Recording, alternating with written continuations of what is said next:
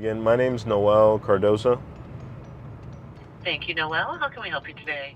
Yeah. All right, guys. So we're here today. We're gonna be swinging around a few of the properties. It's a Friday. I like to go at the end of the week and just kind of check up, see what we got done this week, and kind of schedule out what's gonna happen next week. But we're gonna visit two projects and then head back to Tampa to show you guys this very special property. Right now we're here at the first one. This was down here in South Pasadena. So we got this property, man. This thing was basically built on popsicle sticks. It's right there. It's got a canal right on the back. So it's close to the water, in a flood zone, very small, older houses in this area, a lot of new constructions coming up. But this specific client didn't want to go the route of a new construction and decided that they kind of wanted just to, revamp the house, and has future plans to build an addition, a pool, and stuff on it. We just had to go through a few steps due to like FEMA's regulations. But we basically did all new windows. We redid all the stucco throughout. We also decided to go with this black hardy board. All right, guys, so we're inside Hibiscus now. This is a project that I love to see how far we've came. So we did all new windows, all new drywall, like we mentioned outside, the stucco, the siding. We put all new Reese's can lights, and you can see how much more, even though it's broad daylight and there are no blinds, how much more daylight and comes into this house. But we essentially are ready for the kitchen. The kitchen cabinets are ready today and hopefully are gonna get installed next week. So we have black European cabinets coming in here with Cambria countertops. We're actually gonna be building in this area, which is like the dining nook. We're gonna be building essentially a bench, a storage bench out of white oak all the way along this so that they can then put cushions over it and have their center dining table and make the best use of the space. Because this is, somewhat of a tiny home. It's a 2-1, 700, 800 square feet, right around there. This back area, which is kind of one of my favorite places, is where we're gonna be doing like this long, pretty much up to here. It'll be this long laundry, right, with your Miele appliances, and this is gonna be done in a silk green European cabinet, so it's gonna be beautiful. It's actually very unfortunate. We were almost at the same spot a few weeks ago before the storm came in. And this was one of the houses that did end up getting flooded after the Hurricane Helene. So after this house was finished the way that it is now, we had about 2 feet of drywall damage above, which made us have to pull it out and replace it. Luckily, there's some areas here that aren't as bad because they are made out of stucco, so stucco does dry out. But there was, some paint peeling, some drywall repairs that needed to be done, and luckily we were able to take them out, and it looks like it never happened. So awesome. This way over here, I'll show you the 2 bedrooms. They're kind of tiny, but one of the main things that we did in this area was create doors that could lead to the outside in each one of these. So the client wanted to be able to access their outside and make their home oasis, once it's all fenced in. So we actually created these exterior doors, the 2 red ones there and there. And we actually framed out these closets to not have doors rob your space in your bedroom. We're actually doing California closets in this bump out. So this is all gonna be nice with drawers, shelves, pretty much an all-in-one inclusive, glass pane, windows. There's gonna be a lot of unique stuff being done here. And we're thinking similar to white oak finish. But we can come this way. We got, utility AC closet that got done. So we put all brand new AC on this house. This is a door that we're not gonna be putting here. This is gonna be another California closet. And then same thing for this bedroom. Door leading to the outside, California closet built in. And that pretty much is the gist of all the sleeping bedrooms here. Then we got this shower, which I love how it turned out. I love when clients try to push the limits on design. And so here we did, tile all the way up to the ceiling. He decided to run that like wood style finish tile all the way up. The same tile that we have along on the walls. Something unique there for the shower floor with a nice floating vanity. Oh no, it's not floating, it has some pegs, but You guys can kind of see how neat this bathroom's turning out.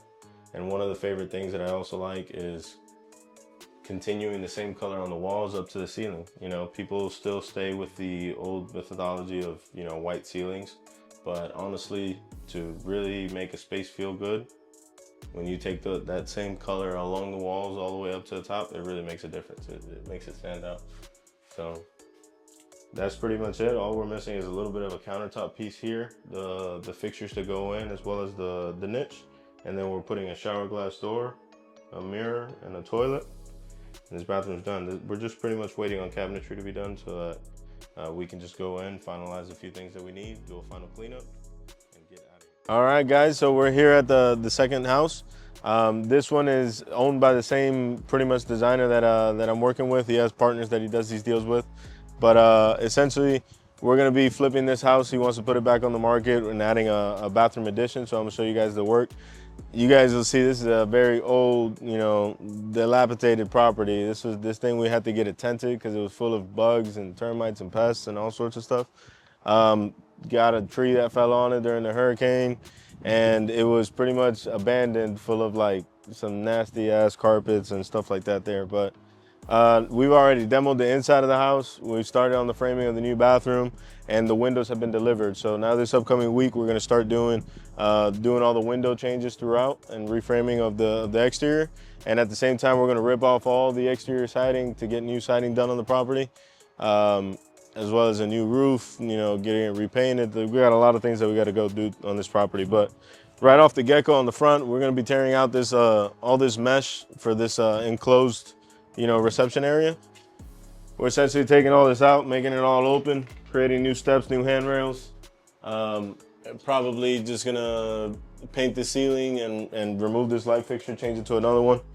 But let me open up this here. We will be changing these doors, of course. Can't keep that there.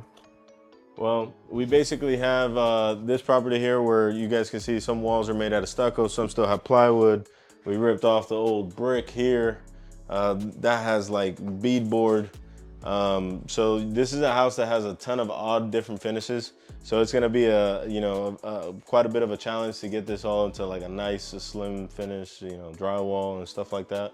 But the intentions are to do drywall here and basically fur out this wall with a little bit of a bump and essentially do drywall along to give a unison feeling, removing a lot of these boards and old faux beams that they put up and stuff like that. But we're gonna basically redo this whole fireplace. These are all the new windows that just got delivered. They're from ES Windows for that. This is the flooring that we're gonna have throughout the property. But this here, man, this thing was bad. This is where the dining room would be set up, where the kitchen would be. But you can kind of see, you know, the house that's almost 90 to 100 years old. This thing is rough. It's been through a whole lot of phases in its life. So this will be where the new kitchen's gonna be at. I'll show you guys here the bedrooms. Again, replacing all these doors, redoing that whole bathroom, redoing this bedroom. And this really shows you kind of like the befores of this place. This thing is quite a bit of work. There's not a proper sealage or gap around any of the windows. When we talk about dilapidated, this is what we mean. So all new electrical, all new plumbing, all new AC. This thing didn't even have ACs. It had like window units. That wasn't even a main. It's not attached to anywhere. Like it doesn't even make sense at this point. But you know, old closets, bathrooms getting redone. This is gonna be the master bedroom. So this is also a 2-1, but since it's a master, we're gonna make this into another shower. So we're essentially gonna be doing this area here with a toilet right around here and vanity along this wall. And that way, you know, that has some good space setting up. I think we might need to reframe this a little bit. All right, guys, so right behind me, we're here at our newest opportunity. So this is an offer that we had sent out on a piece of property that had been on the market now for 500 days. And they actually accepted our offer after a few weeks of, you know, talking back and forth.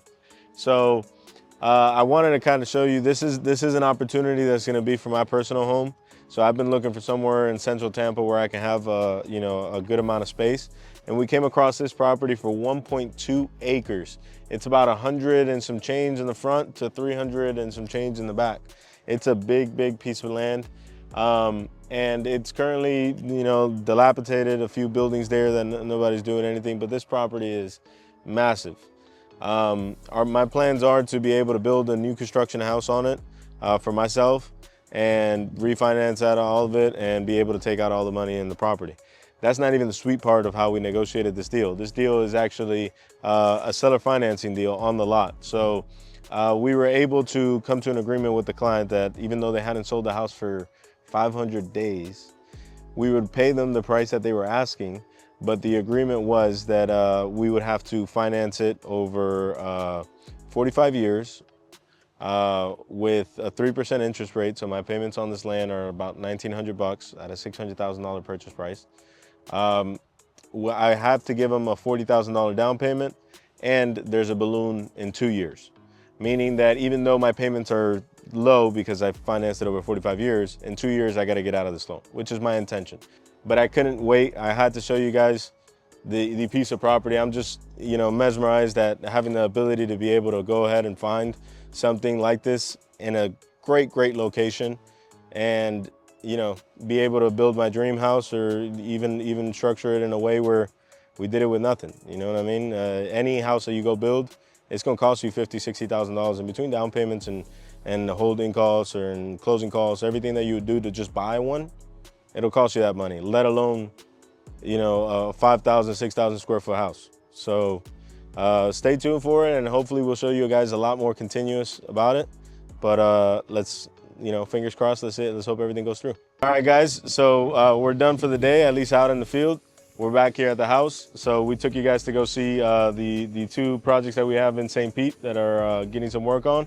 And we also went to go look at that special piece of property that I spoke to you guys about, hopefully building my dream house. So now I got to get back inside the office, make a couple calls to the lawyers, zoning department, and a few other paperwork, boring stuff that I got to do as a contractor. But it was nice bringing you guys along.